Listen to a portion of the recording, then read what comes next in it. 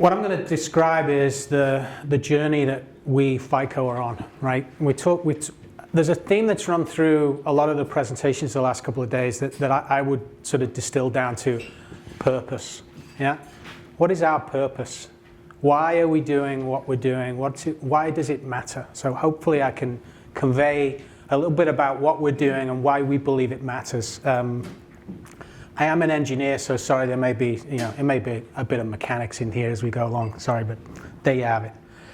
So first of all, the title of the presentation is Connected Decisions. Well, what do we mean when we say connected decisions, and why do they matter? So this is a bit of a mouthful. Sorry, you can all read, but it essentially means, how do I make a decision that gets smarter by being informed by, more valuable data, sharing the decision logic across decisions, sharing the models, the things I use to make predictions about an outcome across those decisions, leveraging advanced analytic capabilities to help me do a better job of engaging with my customer and understanding them more completely so that I can engage with them more completely, and then integrating and sharing all the workflows, right? Because you can't do all of this stuff by hand.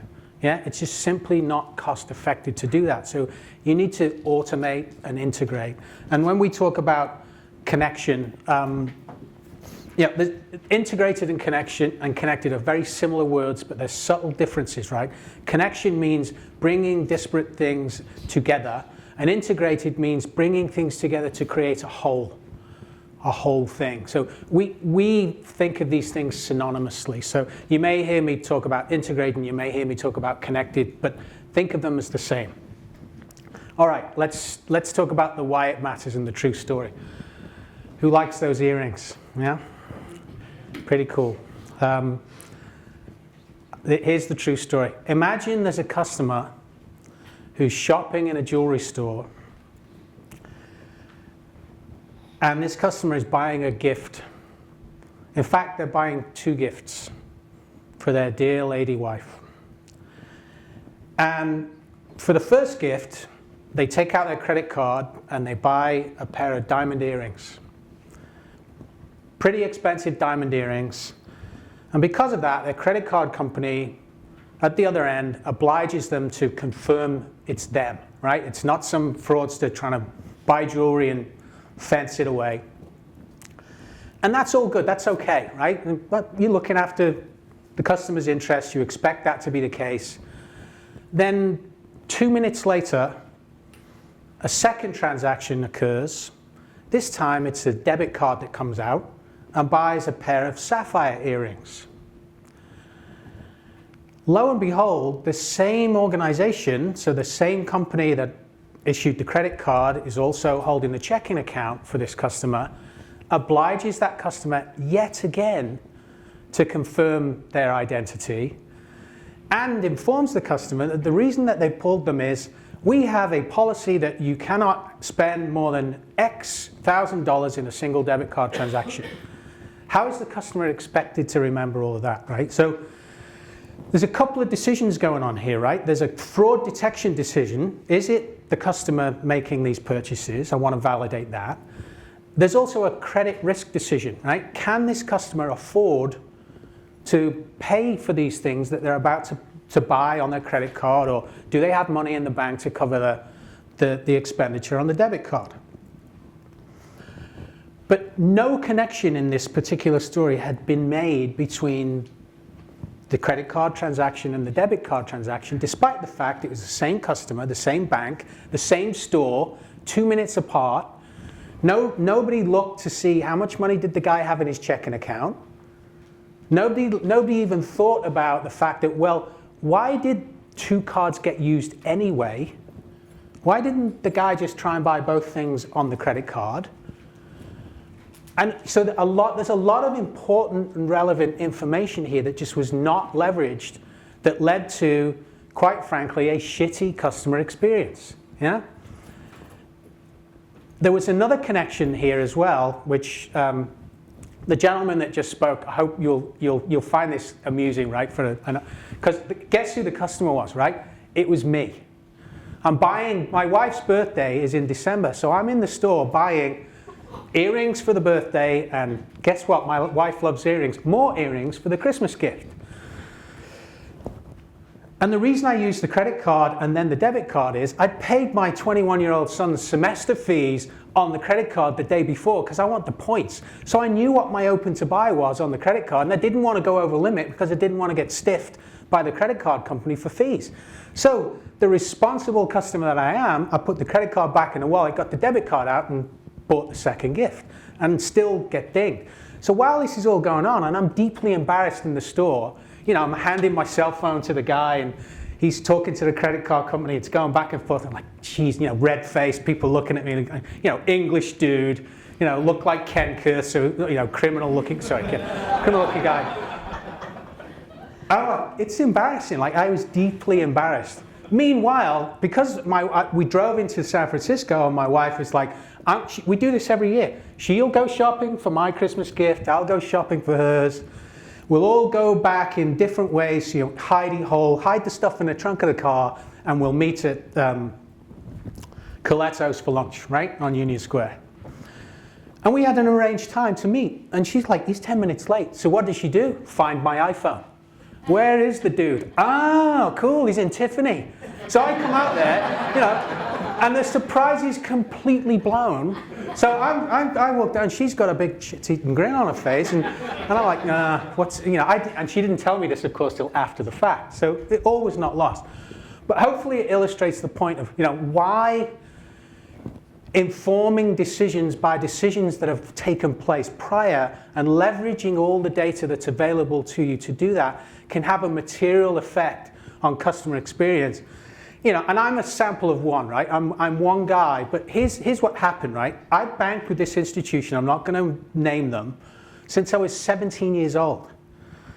I have a fairly substantial chunk of money in savings with this bank and a decent chunk of money in my checking account. Guess where that all went?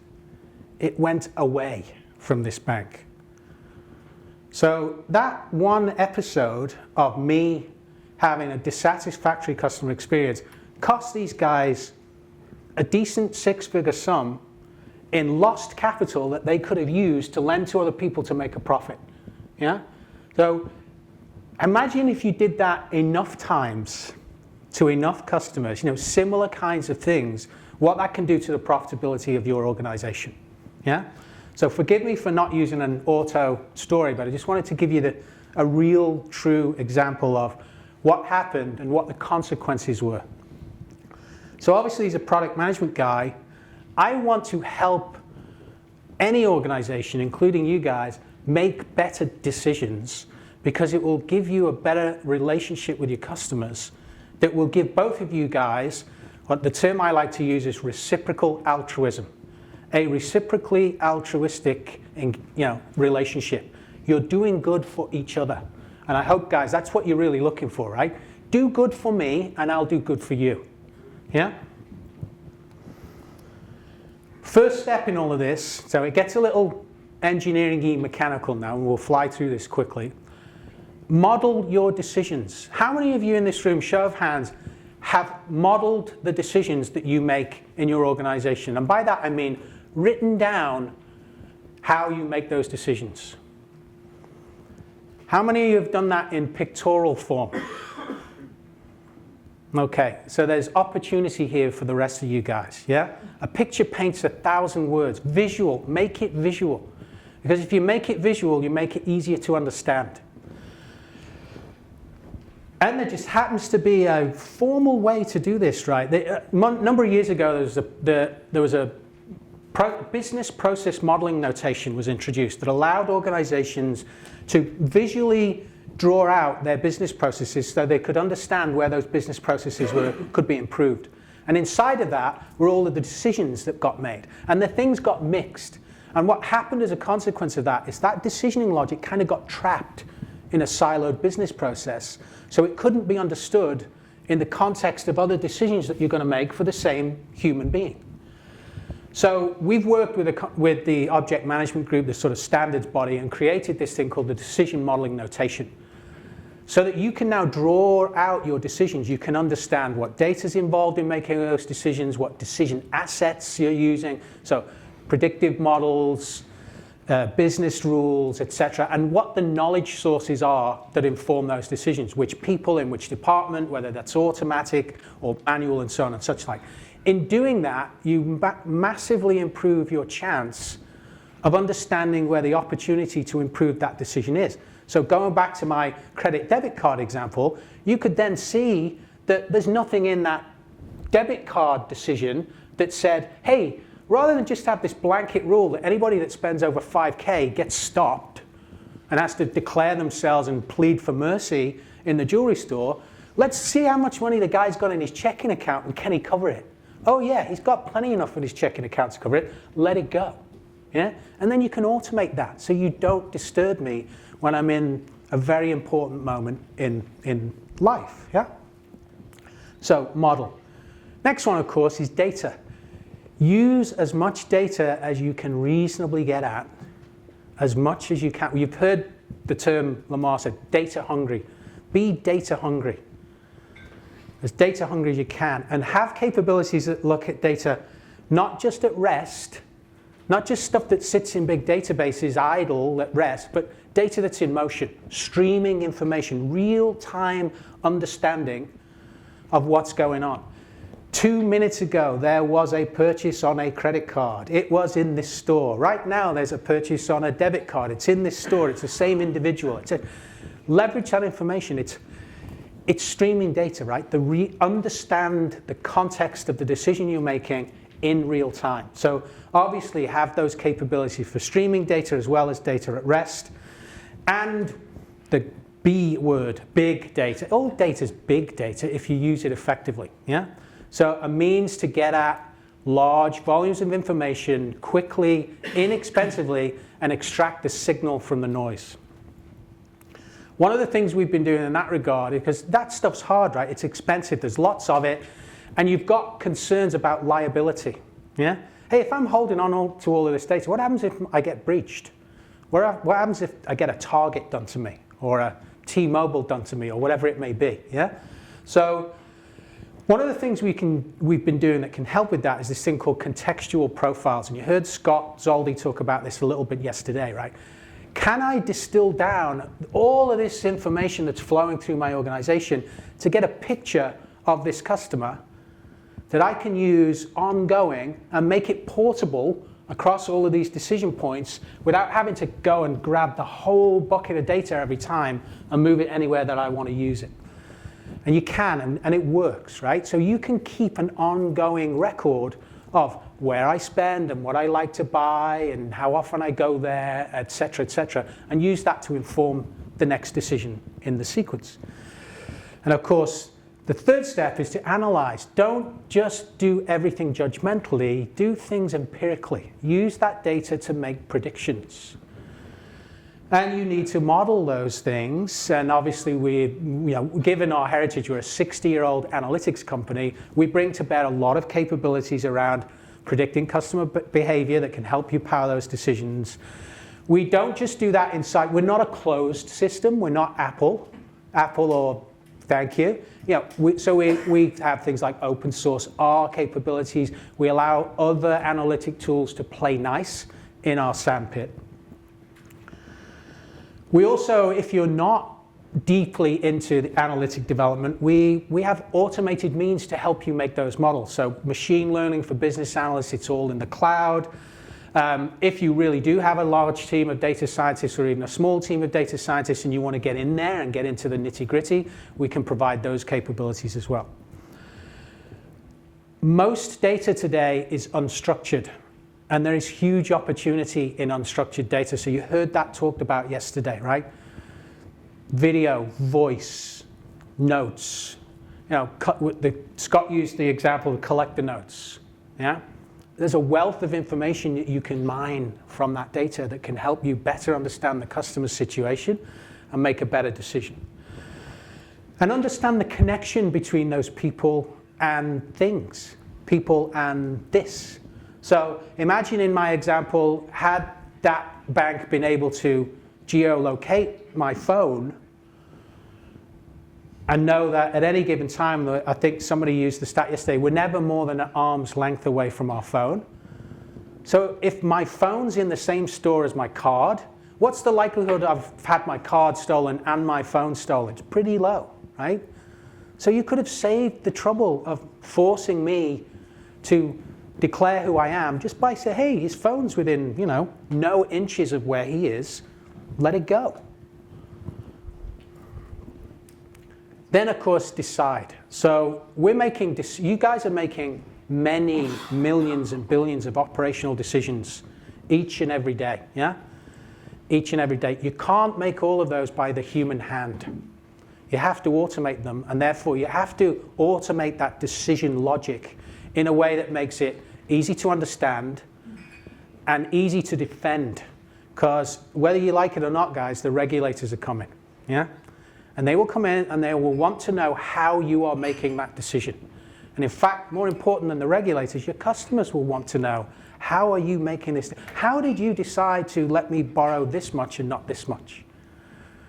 Yeah? So you need a means to capture that information. You need a means to visibly and simply represent it. So an authoring environment that is driven by the business user, not the IT shop.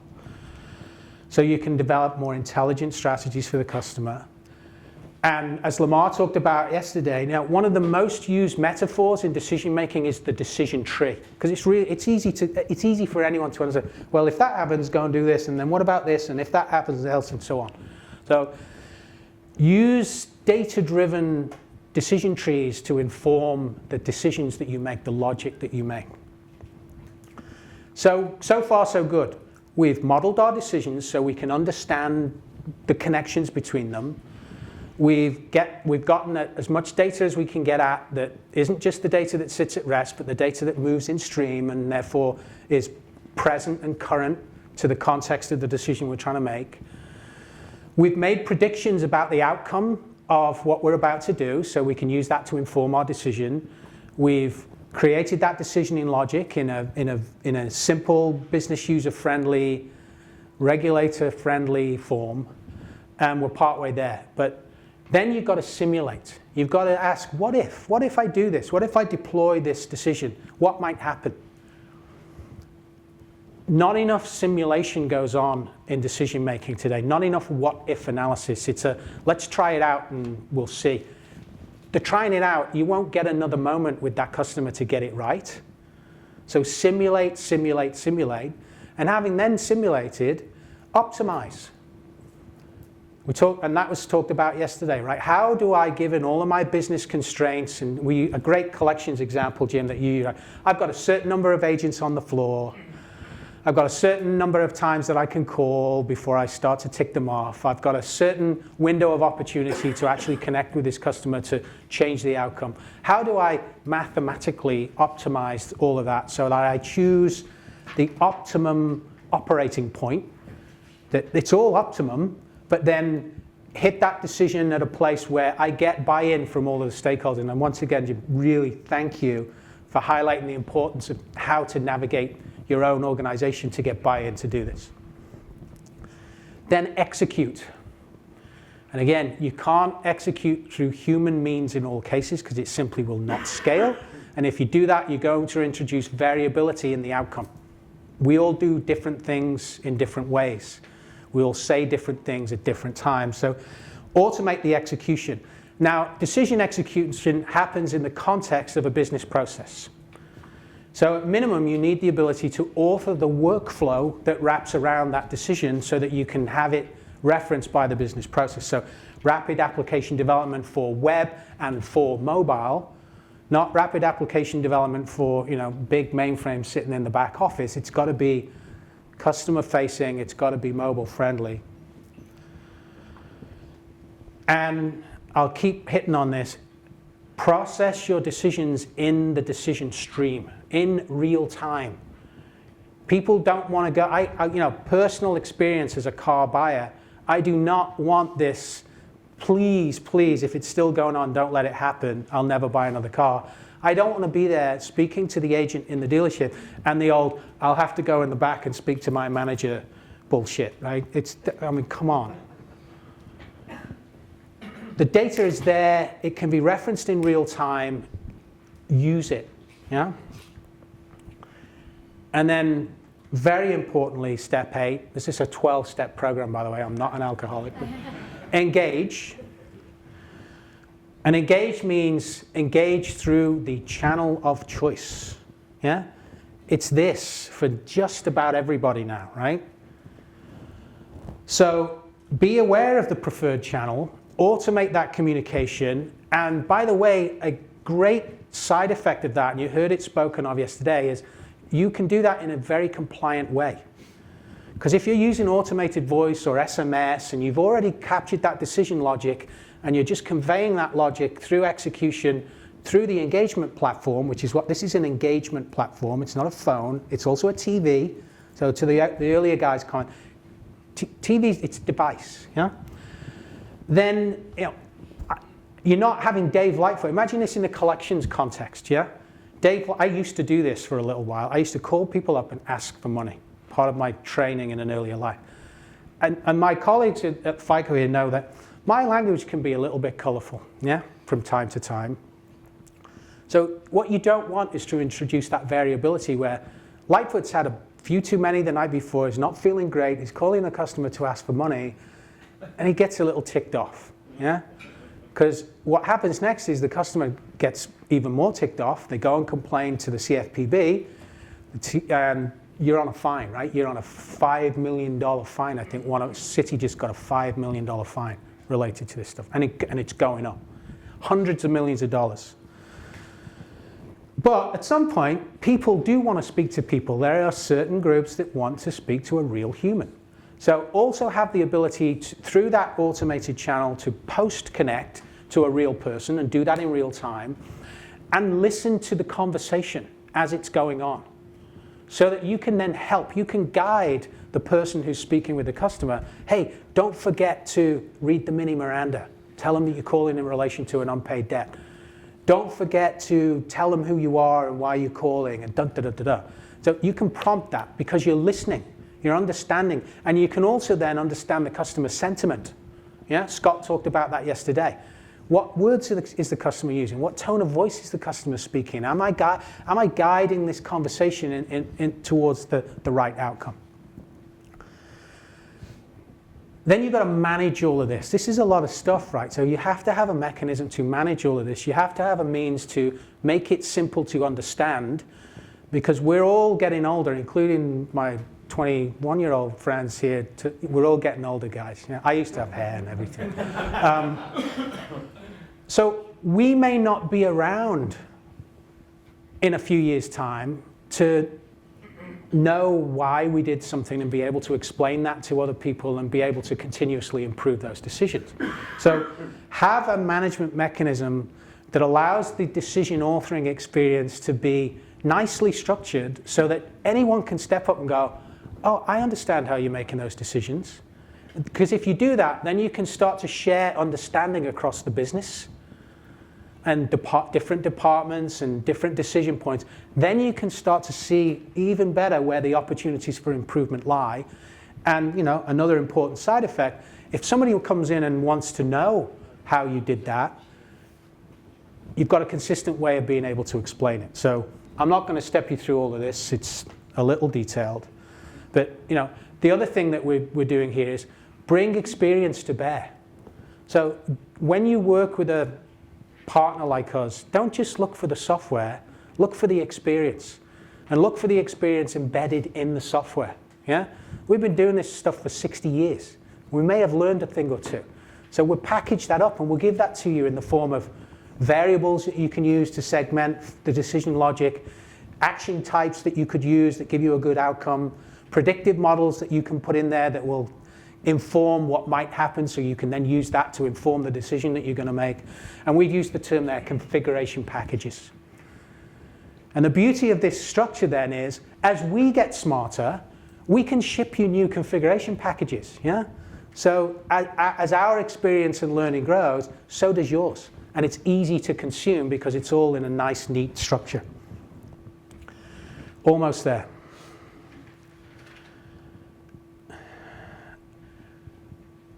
But there's no point in doing anything unless you measure and you know what's going on, right? So provide the means to see in a nice visual way what is actually going on, what is happening to my customers, and what are the impacts. And you have to do that both in real time, so as it's happening, so you can make adjustments if you need to, and over the long term, because the decision you make today can have an outcome months from now, yeah? And you have to bring the two things together. So that decision made about me to force me to declare who I was on that debit card purchase, the 2 months later downstream impact was I started moving money out of my savings account, yeah? That credit card doesn't get used anymore, yeah? So you have to bring those two things together.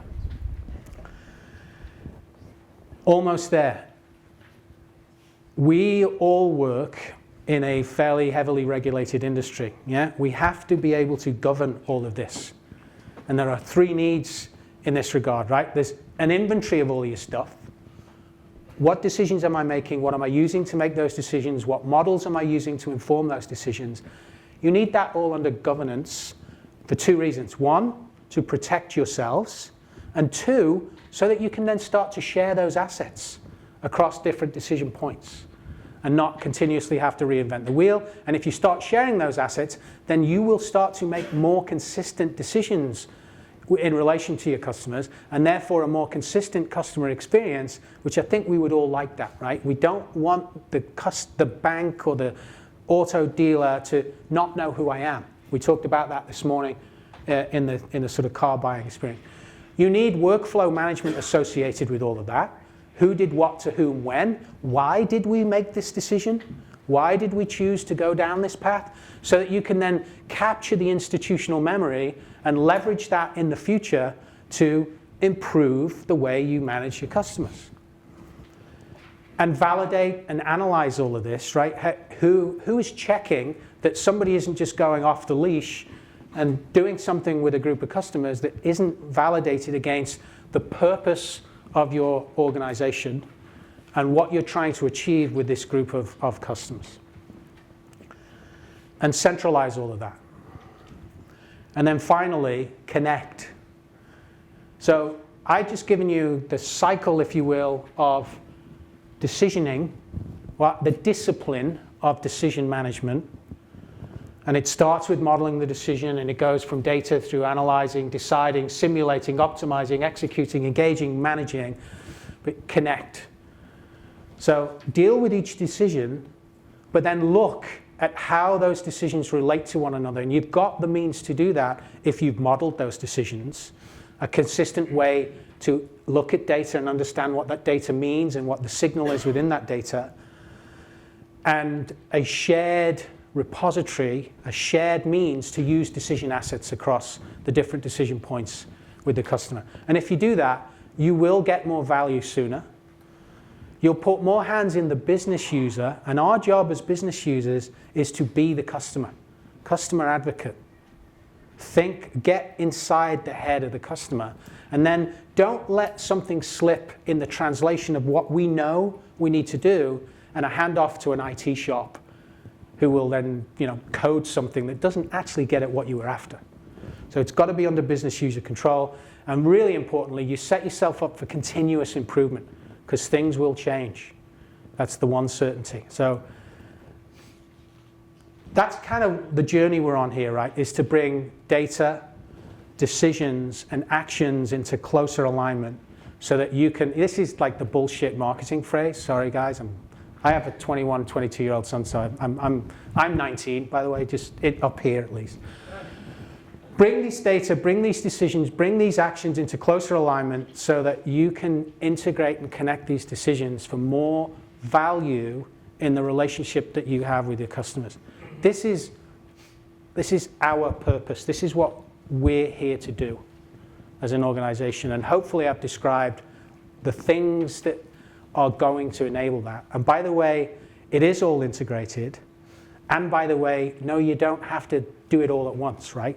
You'll all be at different stages of evolution in this regard. So these capabilities have to be able to play alongside your existing infrastructure, your existing technology. And that's the journey that we're on. So hopefully that's given you a sense for what we're about. And I love purpose. Yeah, there's a book called Purpose. I don't know if I can't remember the author's name, but if you've read it, if you haven't read it, I would encourage you to read it.